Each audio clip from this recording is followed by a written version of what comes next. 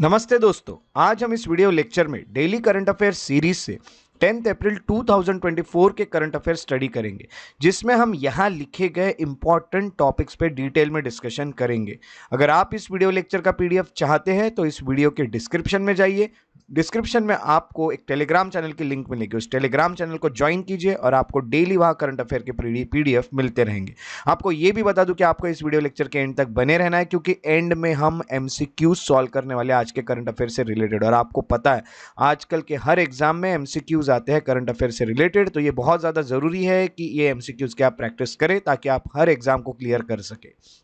तो चलिए आज के लेक्चर की शुरुआत करें। लेक्चर स्टार्ट करने के पहले हम देख लेते हैं कि पिछले करंट अफेयर्स में मैंने जो क्वेश्चंस पूछे थे उसके पूरे 5 के 5 क्वेश्चन के सही आंसर किसने दिए हैं, और जिन्होंने इसके सही आंसर दिए पूरे उनका नाम है आकांक्षा लूचे। तो जो 10 अप्रैल 2024 का हमें पहला करंट अफेयर देखने मिल रहा है वो है नेताजी को लेके, नेताजी सुभाष चंद्र बोस को लेके। जी हाँ, इनका नाम तो सबने सुना ही होगा, नेताजी सुभाष चंद्र बोस। अब यहाँ पे ये जो सिलेबस है वो आपको पता है नेताजी सुभाष चंद्र बोस पे है, तो ये हिस्ट्री में ही पूछा जाएगा यहाँ से क्वेश्चन। ओके, तो इसका सिलेबस जाता है हिस्ट्री में।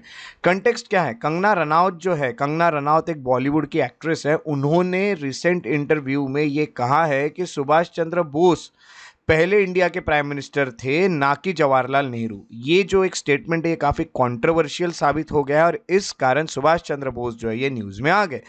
चलिए अब नेताजी के बारे में, नेताजी सुभाष चंद्र बोस के बारे में कुछ इन्फॉर्मेशन जान लेते जो कि हमारे एग्जाम के लिए बहुत ज़्यादा बेनिफिशियल होगी। इनका जन्म देखा गया तो 23 जनवरी 1897 को कटक में हुआ था। उस वक्त कटक तो बंगाल में था, आज कटक उड़ीसा में है।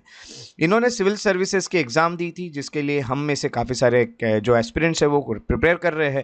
इन्होंने भी सिविल सर्विस की एग्जाम दी थी और इन्होंने 1920 में सिविल सर्विसेज के एग्जाम को पास कर लिया था। बट 1921 अप्रैल 1921 को उनको ये पता चला कि इंडिया में काफ़ी बड़ी एक फ्रीडम स्ट्रगल या फिर हम कहेंगे मूवमेंट्स चल रही है और ब्रिटिश जो है वो हमारे लिए काम नहीं कर रहे और मैं ब्रिटिश के सिविल सर्विस में क्यों काम करूं, क्योंकि ब्रिटिश तो हमारे लोगों को सर्विस दे ही नहीं रहे।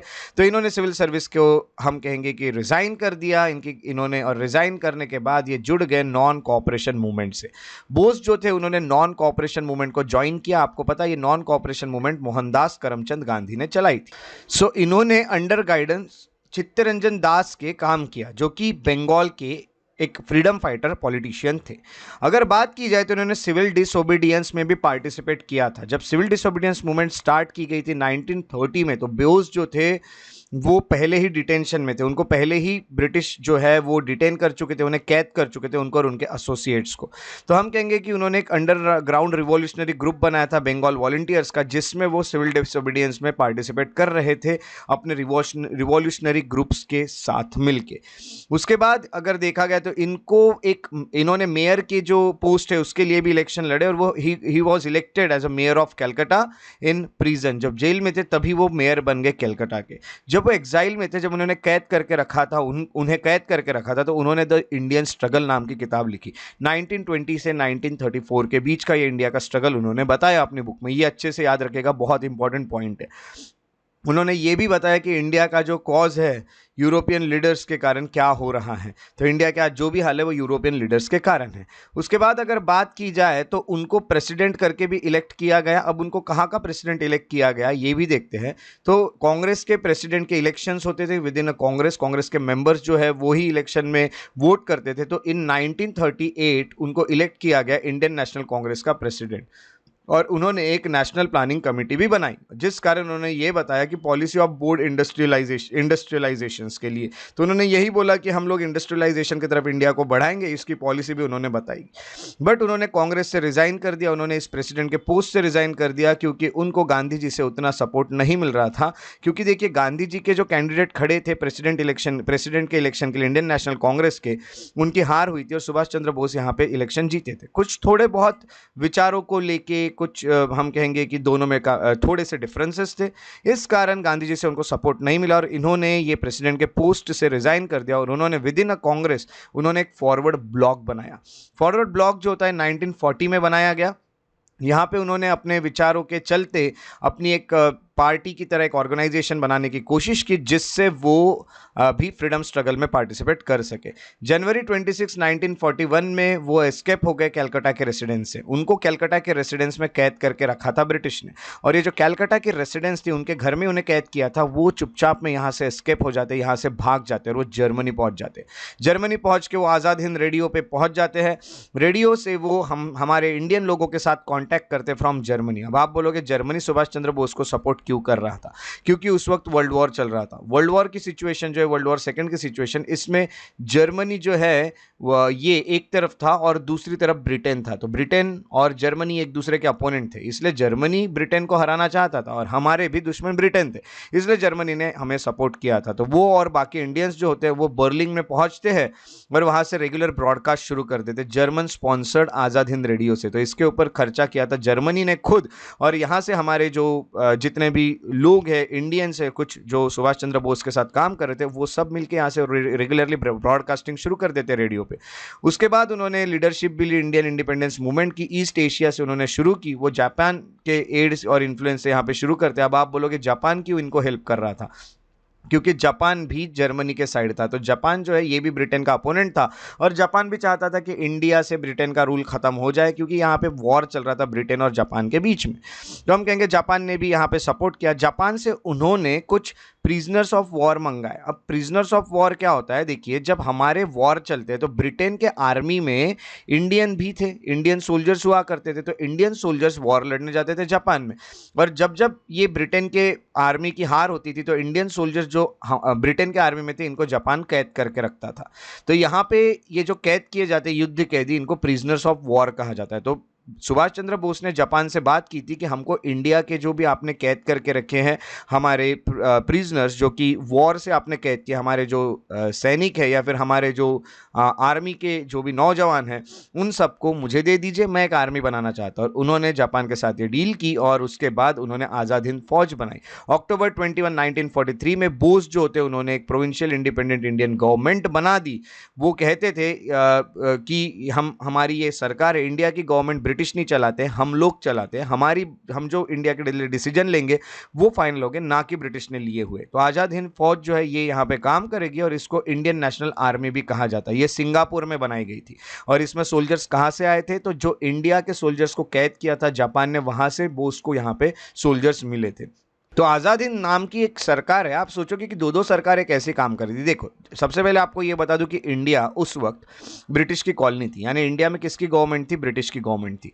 उसी के अलावा अब जो ब्रिटिश के अपोनेंट है वो ये कहते थे कि भाई हम ये ब्रिटिश की गवर्नमेंट को रिकॉग्नाइज नहीं करते, हम नहीं बोलते हैं कि ब्रिटिश जो है वो इंडिया की गवर्नमेंट को चलाते हैं, तो हमें इंडिया की गवर्नमेंट होना। तो इंडिया की गवर्नमेंट करके आज़ाद हिंद फौज जो है ये बनाई थी सुभाष चंद्र बोस ने। उनका ये कहना था कि ये इंडिया की असली गवर्नमेंट है क्योंकि इसको इंडियंस चलाते। अब इसको रिकॉग्नाइज किसी लोगों से करना होगा, तो इसको रिकॉग्नाइज किया था बोस की गवर्नमेंट को एक्सिस पावर्स ने। एक्सिस पावर कौन है? तो वर्ल्ड वॉर में दो पावर्स थी, एक एक्सिस और दूसरी अलाइड। ये अलाइड पावर और एक्सिस पावर, अलाइड पावर का हिस्सा था ब्रिटेन, ब्रिटिश खुद जो है वो अलाइड पावर का हिस्सा थे, और एक्सिस पावर का हिस्सा थे जैसे जर्मनी हो गया, जापान हो गया, इटली हो गया, ये सब इसका हिस्सा थे। तो हम कहेंगे अलाइड वर्सेस एक्सिस, ये कहीं ना कहीं एक तरह से जंग थी वर्ल्ड वॉर। तो अलाइड लोगों का ये कहना था कि भाई हम तो ब्रिटिश को ही इंडिया की सरकार मानते, बट एक्सिस ने कहा हम ब्रिटिश को इंडिया की सरकार क्यों माने? क्या ब्रिटिश इंडिया की सरकार है सच में? हम तो आज़ाद हिंद फौज को ब्रिटिश की सरकार मानते हैं। तो अलाइड पावर्स और उनके दोस्त लोग जो थे, जो भी हम कहेंगे उनके सैटेलाइट्स थे, उन्होंने कहीं ना कहीं रिकॉग्नाइज किया था कि इंडिया की सरकार कोई और नहीं, आज़ाद हिंद फौज है। इसलिए आज़ाद हिंद फौज इंडिया के लिए जो भी डिसीजन लेगी वही हम डिसीजन को फॉलो करेंगे।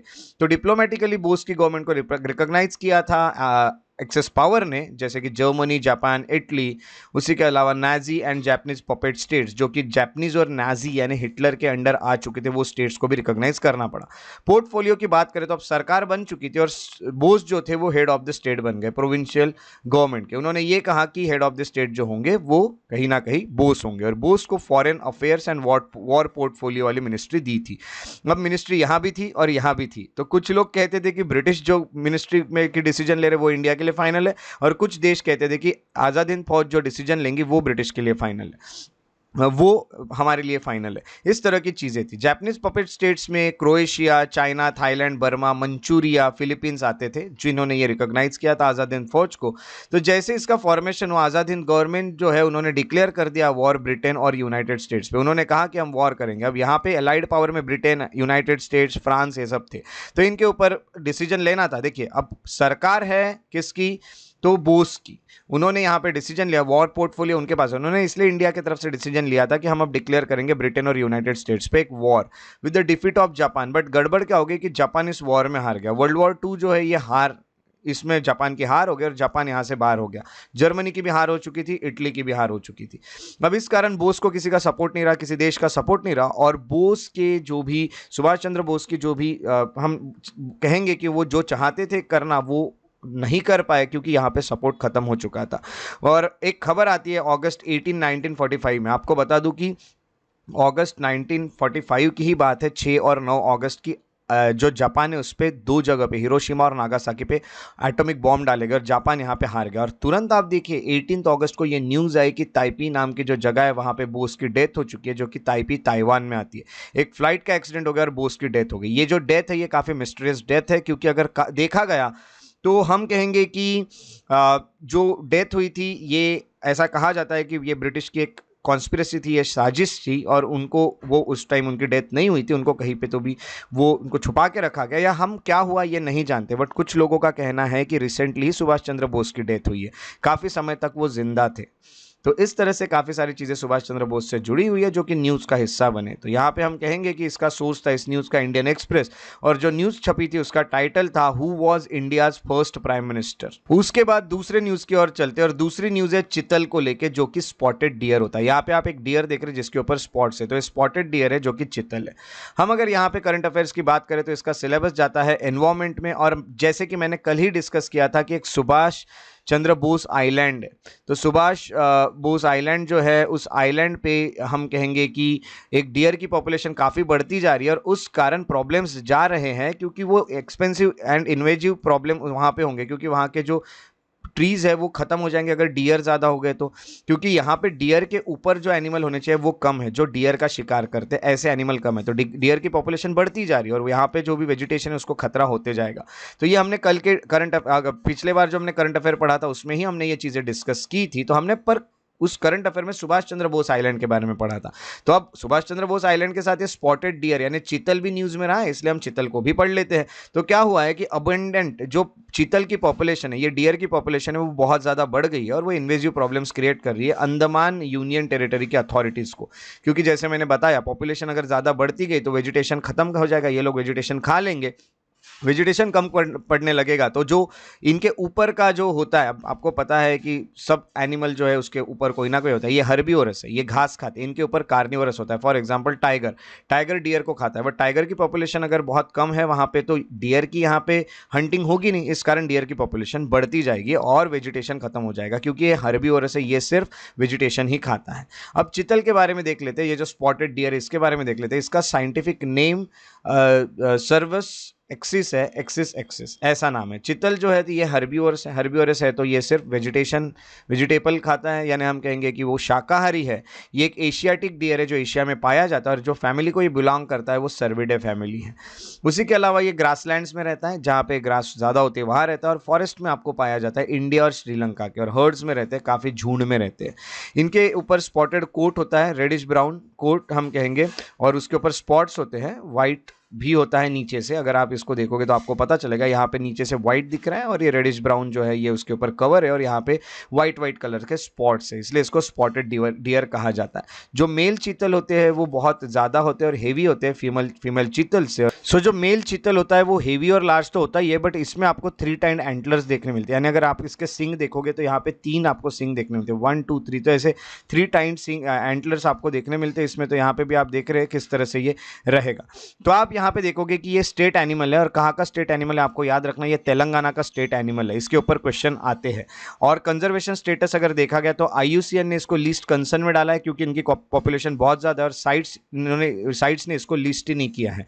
तो हम कहेंगे कि ये जो दोनों ऑर्गेनाइजेशन से इन्होंने कहीं भी इनको लिस्ट में नहीं डाला है प्रोटेक्शन के लिए, क्योंकि इनकी पॉपुलेशन काफ़ी ज़्यादा है। अंडमान में जो प्रॉब्लम जा रहे हैं वो हमने ऑलरेडी कल डिस्कस किए थे। तो मैंने आपको बताया कि चीतल जो होता है इसको अंडमान निकोबार आइलैंड्स में गेम हंटिंग के लिए रखा गया था। 1900s में ब्रिटिश ने लाया था, इनको लाया गया, इंट्रोड्यूस किया गया इन आइलैंड्स में, ताकि ये हंटिंग वाला गेम खेल सके।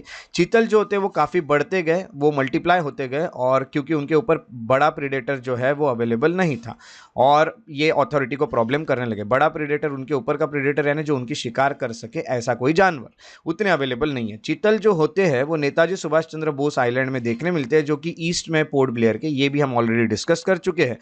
और इस इन्वेजिव स्पीसीज से डील करने के लिए जो डिपार्टमेंट है, यानी चीतल से डील करने के लिए इसके ऊपर सॉल्यूशन ढूंढे जा रहे हैं। ऐसा होगा कि इनको रिहेबिलिटेट किया जाएगा, यहाँ से उनकी प्लेस चेंज कर दी जाएगी, इनको कहीं और रीलोकेट किया जाएगा। इस तरह से यहाँ पे कुछ करने की कोशिश चल रही है।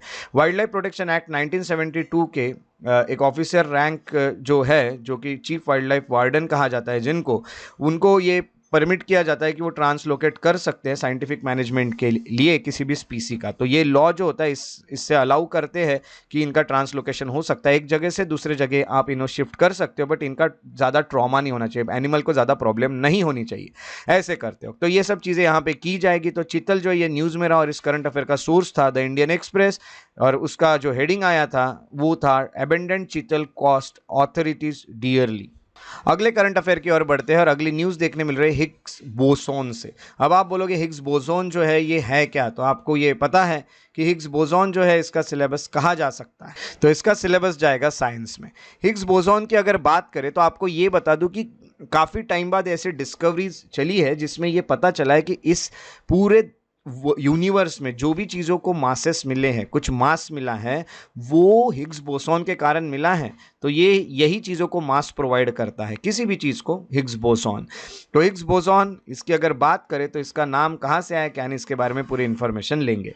सिलेबस जाता है साइंस में। पीटर हिग्स नाम के एक साइंटिस्ट है जिन्होंने प्रपोज किया था कि हिग्स बोसोन पार्टिकल होते हैं, और अभी उनकी 94 के एज में डेथ हुई है, इसलिए हिग्स बोसोन पार्टिकल जो ये न्यूज़ में रहे और इनके ऊपर क्वेश्चन आ सकते हैं। हिग्स बोसोन पार्टिकल होते क्या है ये देख लेते हैं। पार्टिकल जो होते हैं जिनको अभी हिग्स बोसोन कहा जाता है, इनको सबसे पहले साइंटिफिक पेपर में लाने वाले व्यक्ति का नाम पीटर हिग्स था, जिन्होंने 1964 में हिग्स बोसोन नाम के पार्टिकल्स है ऐसा बताया था।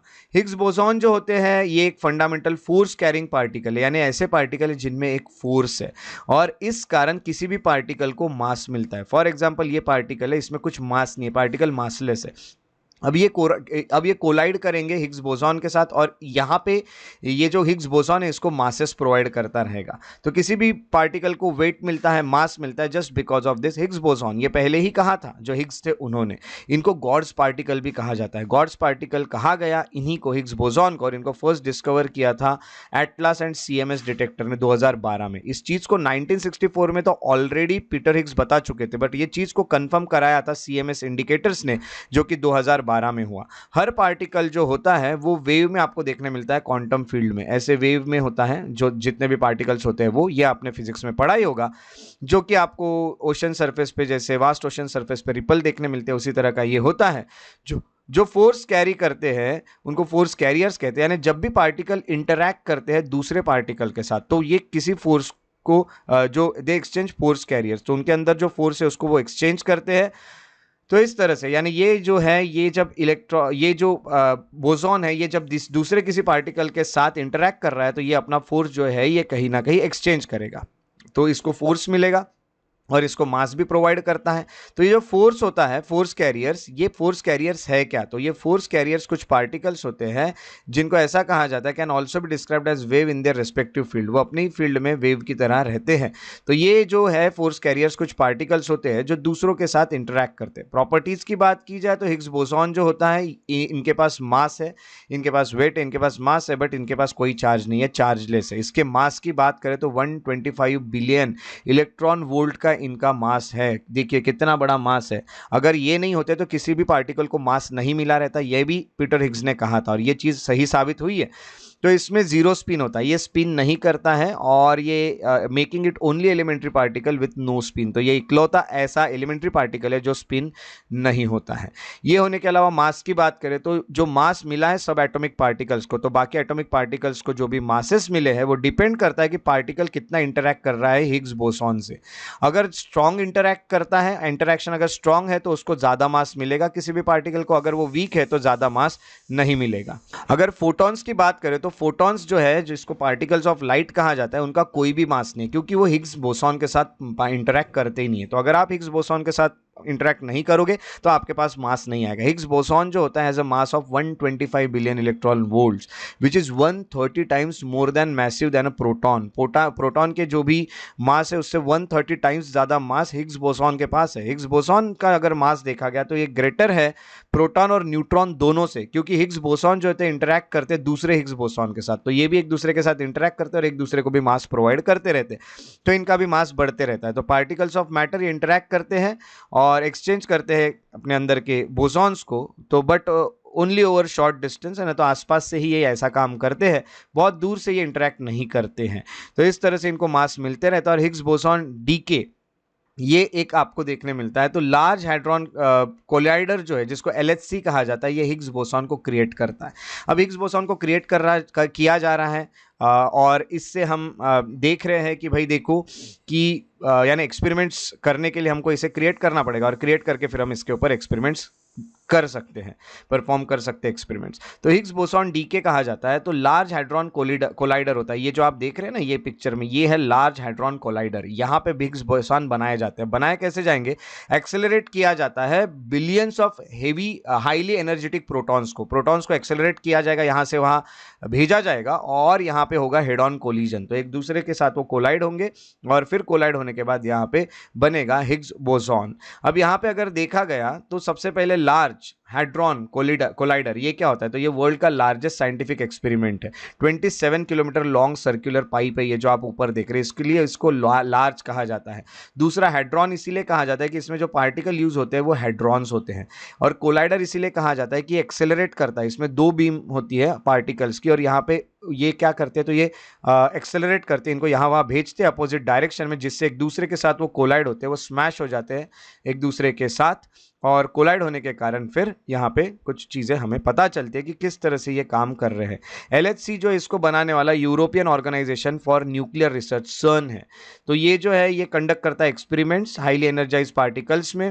तो ये CERN जो होता है इन्होंने इसे बनाया है। ये जो CERN है या फिर हम कहेंगे कि European organization for nuclear research जो है, ये है क्या, ये भी हम अभी स्टडी करने वाले हैं। तो ये देखिए यहाँ से अब कोलाइड होंगे और कोलाइड होके ये बनेंगे। कोलाइड होके फिर हमें पता चलेगा कि किस तरह से ये हाइड्रॉन काम करते हैं या फिर ये कितने समय तक रह सकते हैं। हाइड्रॉन कहेंगे तो हाइड्रॉन किस तरह से यहाँ पे कोलिजन के थ्रू कुछ चीज़ें बना सकते हैं, या फिर हम कहेंगे कि जिनको हम कह रहे हैं यहाँ पे हिग्स बोसॉन, तो हिग्स बोसॉन कितने समय तक रह सकते हैं, फिर बाद में वो ख़त्म हो जाएंगे क्या, वो डीके हो जाएंगे। तो हिग्स बोसॉन का डीके यहाँ पे जो है वो ख़त्म होते हैं कि नहीं कोलिजन के बाद, ये देखने की कोशिश काफ़ी हद तक की जा रही है। अब यहाँ पे वर्किंग की बात करें तो LHC कोलाइड करता है दो बीम्स में प्रोटॉन्स को टुगेदर हाईएस्ट एनर्जी के, और सबसे ज़्यादा एनर्जी जितने एनर्जी से कोलाइड कर सके उतने एनर्जी से इसे कोलाइड किया जाता है। क्योंकि हमें देखना होगा भाई यूनिवर्स रहेगा कि नहीं कल जाके, क्योंकि अगर ऐसा हो रहा है कि हिग्स बोसॉन रहेंगे या नहीं रहेंगे उस पर भी डिपेंड करता है कि हम कितने समय तक रहेंगे।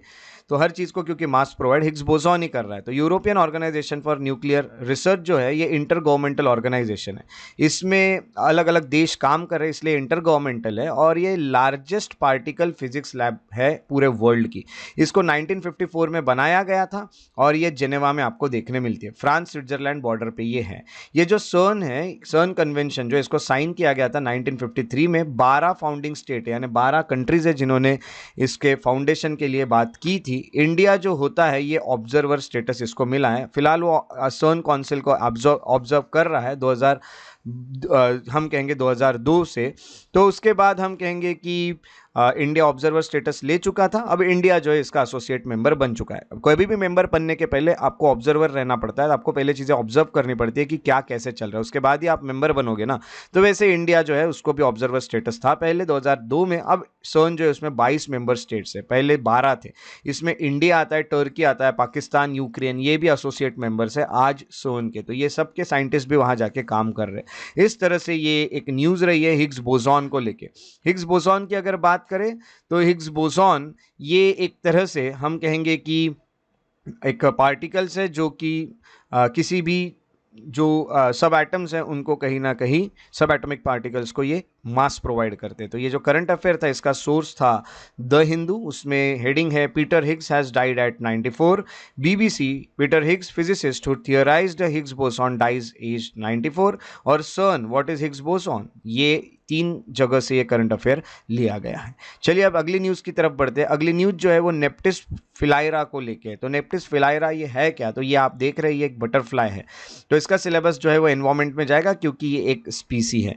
कंटेक्स्ट में अगर बात की जाए तो रेयरली जो एक रेयर बटरफ्लाई स्पीसी है, इसका नाम है नेप्टिस फिलायरा। ये जो है इसको डिस्कवर किया गया पहली बार Talle valley wildlife sanctuary में, जो कि अरुणाचल प्रदेश में। तो अरुणाचल प्रदेश में ये पाया गया, बहुत रेयर है, बहुत कम देखने मिलता है, बट अरुणाचल प्रदेश के Talle valley wildlife sanctuary में ये देखा गया। तो इस पे क्वेश्चन आ सकते हैं, Talle valley wildlife sanctuary पे भी आ सकते हैं और नेप्टिस फिलायरा पे भी आ सकते हैं। तो चलिए नेप्टिस फिलायरा क्या है ये पहले देख लेते हैं।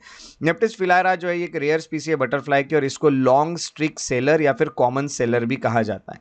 ये जिस फैमिली को बिलोंग करता है वो है निम्फैलिडे फैमिली को ये बिलोंग करता है। और इसका डिस्ट्रीब्यूशन की अगर बात की जाए तो ये अलग अलग रीजन्स में मिलता है एशिया के, और हम कहेंगे eastern Siberia, Korea, Japan, central south west China, ये सब एरियाज में देखने मिलता है। तो अभी ये इंडिया में भी देखा गया, इसकी साइटिंग हुई है, ये बहुत अच्छी बात है। अपीयरेंस की बात करें तो ये जो बटरफ्लाई होता है इसके सेरेटेड विंग्स होते हैं, यानी हम देखेंगे तो इसके विंग्स आप देख सकते हैं किस तरह से सेरेटेड आपको लग रहे हैं, जिसको हिंदी में हम दांतेदार कहते हैं। देखिए ऐसे दांते जैसे या फिर ऐसे नाइफ शेप के थोड़े से नुकीले इस तरह के आपको देखने मिलते हैं। तो ये आपको सेरेटेड विंग्स देखने मिलते हैं, और यहाँ पे रिच ब्राउनिश ब्लैक कलर है अपर साइड में, और येलो ब्राउन कलर होता है अंडर साइड में इसके नीचे। तो इस तरह से ये कलरफुल आपको देखने मिलता है। अब ये अलग क्यों दिखता है बाकी स्पीसीज से, तो the species 4 wing white cell streaks formed hockey stick marking with spots in the space. तो हॉकी स्टिक मार्किंग्स जैसे आपको यहाँ पे देखने मिलते हैं, ये ऐसे जैसे हॉकी स्टिक है वैसे मार्किंग्स आपको देखने मिलते हैं, इसलिए ये बाकी स्पीसीज से काफ़ी अलग दिखता है बटरफ्लाई के। अब ये Talle valley wildlife sanctuary में देखा गया, इसलिए Talle life wildlife sanctuary के बारे में पढ़ लेते हैं। टेल लाइफ रिजर्व फॉरेस्ट और टेल वाइल्ड लाइफ सेंचुरी जो है ये है लोअर सुबनसिरी डिस्ट्रिक्ट में, जो कि अरुणाचल प्रदेश में आता है। यहाँ से जो रिवर्स बहती है वो है पैंगे, सिपू, कैरिंग, सुबनश्री रिवर्स, जो कि सेंचुरी में से बहती है। फॉरेस्ट की बात करें तो ये सब ट्रॉपिकल अल्पाइन फॉरेस्ट है, और यहाँ पे आपको काफ़ी एंडेंजर्ड स्पीसीज भी देखने मिलते हैं। एंडेंजर्ड स्पीसीज यानी जिनकी पॉपुलेशन बहुत कम बची है, जिनके स्पीसीज बहुत कम बचे, ऐसे को एंडेंजर्ड कहते हैं, यानी ये खतरे में है ऐसे वाले जो जानवर है वो, जैसे कि क्लाउडेड लेपर्ड। उसके अलावा आपको ये भी बता दूं कि प्लायोब्लास्टस साइमॉन करके एक बाम्बू की वेराइटी है, जो कि सिर्फ टेल वैली में आपको देखने मिलती है, बाकी आपको पूरे देश में कहीं भी देखने नहीं मिलेगी। तो बहुत अलग तरह का बाम्बू भी है, तो ये बहुत हम कहेंगे कि यूनिक है ये जो Talle valley wildlife sanctuary है ये। तो ये न्यूज़ में रहे और इसका सोर्स था टाइम्स ऑफ इंडिया। चलिए अब अगले न्यूज़ की तरफ चलते हैं, और अगली न्यूज़ है ग्लोबल हेपेटाइटिस रिपोर्ट को लेकर 2024 की। इसका सिलेबस जाता है करंट अफेयर्स में। तो हुआ क्या है, वर्ल्ड हेल्थ ऑर्गेनाइजेशन ने रिसेंटली हेपेटाइटिस जो होता है उसको सेकेंड लीडिंग इन्फेक्शियस कॉज बताया है। डेथ जो हो रही है ग्लोबल यानी इंटरनेशनल लेवल पे जितनी भी डेथ्स हो रही है उसमें जो भी डिजीजेज रेस्पॉन्सिबल है उसमें सेकेंड नंबर आता है हेपेटाइटिस का। इसमें 1.3 मिलियन डेथ्स होती है पर ईयर इतनी डेथ्स आपको देखने मिल रही है हेपेटाइटिस के कारण। अब ग्लोबल हेपेटाइटिस रिपोर्ट जो होती है 2024 की, ये क्या कहती है, तो इस रिपोर्ट को रिलीज कौन करता है ये देख लेते हैं। तो वर्ल्ड हेल्थ ऑर्गेनाइजेशन करती है। इसकी फाइंडिंग्स ये है कि रिपोर्ट ने प्रेजेंट किया है लेटेस्ट एस्टीमेट डिजीज बर्डन को लेके, और यहाँ पे बताया है कि हेपेटाइटिस जो है वो 187 कंट्रीज में किस तरह से फैला हुआ है पूरे वर्ल्ड में। रिपोर्ट ये कहती है कि काफ़ी डिस्पैरिटीज़ है pricing, service delivery and funding को लेके, यानी हर चीज़ को लेके यहाँ पे काफ़ी डिस्पैरिटीज़ है। कहीं पे बहुत ज़्यादा महंगे इससे रिलेटेड जो भी ट्रीटमेंट्स है वो, या फिर हम कहेंगे इससे रिलेटेड जो भी वैक्सीन्स आप कहो या फिर जो भी मेडिसिन कहो, ये बहुत अलग अलग रेट है। इस कारण सर्विस डिलीवरी भी काफ़ी अलग अलग है, कोई बहुत फास्ट दे रहा है, कोई बहुत कम दे रहा है, कहीं पर गवर्नमेंट अच्छी फंडिंग कर रही है, कहीं पर गवर्नमेंट अच्छी फंडिंग नहीं कर रही है। तो इस कारण हेपेटाइटिस जो होगा इसको उतना सीरियसली कुछ देश नहीं ले रहे हैं। ये भी कहा जा रहा है ये जो डिजीज होता है ये इंक्रीज हुआ है, 1.1 मिलियन था 2019 में, 1.3 मिलियन हो गया ये 2022 में। और इसमें आपको बता दूं कि 83 परसेंट जो होता है इसका कॉज है हेपेटाइटिस बी और 17% का कॉज है हेपेटाइटिस सी। तो हेपेटाइटिस बी ज़्यादा लोगों का कारण बना यहाँ पे डेथ का, ये भी हमको देखने मिल रहा है। तो जो बर्डन है ये क्रॉनिक हेपेटाइटिस बी और सी इन्फेक्शंस का, ये ज़्यादातर 30 से 54 ईयर्स के लोगों को देखने मिलता है। 12% ही इसमें से चिल्ड्रन हैं जो कि 18 से एज के नीचे हैं। मेन की बात करें तो 58% मेन को देखने मिलता है, जितने भी केसेस है उसमें से वुमेन से ज़्यादा ये मेन में देखने मिल रहा है। हर दिन 3,500 लोगों की डेथ हो रही है पूरे वर्ल्ड में हेपेटाइटिस बी और सी के इन्फेक्शन के कारण। Bangladesh, China, Ethiopia, India, Indonesia, Nigeria, Pakistan, Philippines, Russia, Vietnam, collectively अगर देखा गया तो 2/3 जितना भी वर्ल्ड में हेपेटाइटिस के प्रॉब्लम है उसमें से बी और सी के, उसमें से 2/3 तो इन्हीं देश में पाए जा रहे हैं। तो इन देशों को बहुत ज़्यादा ध्यान रखने की ज़रूरत है, ऐसा WHO का कहना है। तो ये जो करंट अफेयर था इसका सोर्स था WHO, वर्ल्ड हेल्थ ऑर्गेनाइजेशन। अब आपको ये बता दूं कि अगर हेपेटाइटिस किसी को होता है तो उसमें क्या वार्निंग साइंस देखने मिलती है, क्या होते हैं। तो उसको बहुत फीवर आता है, उसके अलावा उसका जो डाइजेशन है वो ठीक से नहीं चलता है, उसको हमेशा वोमिटिंग जैसा फील होता है, उसको वोमिटिंग होता है, एब्डोमिनल पेन होता है, जैसे पेट में दर्द होता है, उसकी यूरिन डार्क होने लगती है और जो स्टूल वो पास करता है वो लाइट कलर की हो जाती है, जॉइंट पेन होने लगता है, जॉन्डिस हो जाता है, ऐसी सब चीज़ें होने लगती है हेपेटाइटिस में। और हेपेटाइटिस जो है ये काफ़ी खतरनाक आपको देखने मिलता है। हेपेटाइटिस ए, बी, सी ऐसे हेपेटाइटिस होते हैं। हेपेटाइटिस ए जो होता है वहाँ पे हम कहेंगे कि रिकवरी हो सकती है जल्दी, बट बी और सी काफ़ी खतरनाक साबित हो रहे हैं, ये अभी आपने देखा। तो ये थे आज के करंट अफेयर्स। अब बारी है आज के प्रैक्टिस एमसीक्यूज को सॉल्व करने की। पहला जो एमसीक्यू देखने मिल रहा है वो है चीतल को लेकर। With reference to the chital, consider the following statement. Chital is herbivorous Asiatic deer, belong to the family of Cervidae. It lives in grassland and forest in India and Sri Lanka in herds. Third state animal, it is the state animal of Telangana. How many of the above given statements are not correct? Only one, only two, all three या फिर none. चलते हैं second question की तरफ। Second question है consider the following statements. The large hadron collider creates a Higgs boson by accelerating billions of highly energetic protons into head-on collision.